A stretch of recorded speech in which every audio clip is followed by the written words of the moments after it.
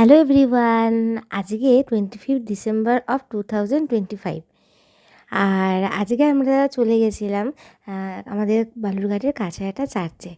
তো খুব খুব খুব মজা করেছি, আর কি করেছি সব তোমাদের সাথে শেয়ার করবো। তো দেখতে থাকো আর সঙ্গে থাকো। প্রথমেই দেখো, আমরা টোটো থেকে নেমে চার্চে যাওয়ার রাস্তা দিয়ে হেঁটে যাচ্ছিলাম, আর রাস্তার দুধারে প্রচুর ছোট ছোট দোকান বসেছিল।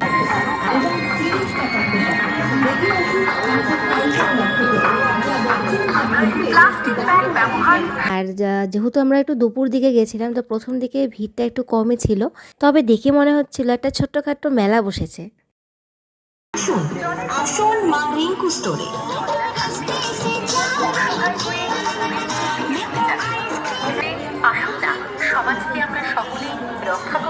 আর এই দেখো, গল্প করতে করতে আমরা পৌঁছে গেছিলাম চার্চের একদম মেন গেটের সামনে।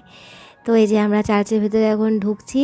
এই দেখো, এটা চার্চের গেট, আর এখান দিয়ে ভেতরে ঢুকছি। আর দেখো কি সুন্দর করে সাজিয়েছে, কিন্তু যেহেতু তখন দিনের আলোটা যায়নি, সেই কারণে লাইটটা সুন্দরভাবে অতটা স্পষ্ট বোঝা যাচ্ছিল না। পরে তোমরা দেখতে পাবে কত সুন্দর করে লাইট দিয়ে সাজিয়েছে।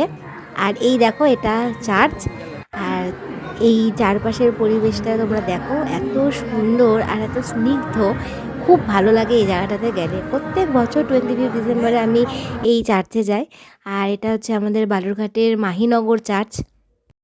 এখানে যীশুখ্রিস্টের জন্মকাহিনী আর তা ধীরে ধীরে বড় হয়ে ওঠা, হ্যাঁ, এগুলো ছোট ছোট মানে মূর্তি আকারে সুন্দর করে উপস্থাপনা করা হয় প্রত্যেক বছর। আর এগুলো দেখতে এত সুন্দর লাগে।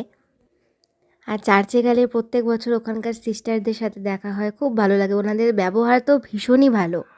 এখানে দেখতেই পাচ্ছ যে আমি একটু ঘুরে ঘুরে চারদিকটা দেখছিলাম। দয়া করে ফেলবেন না, দাঁড়াও ওই দিকটা দেখবো।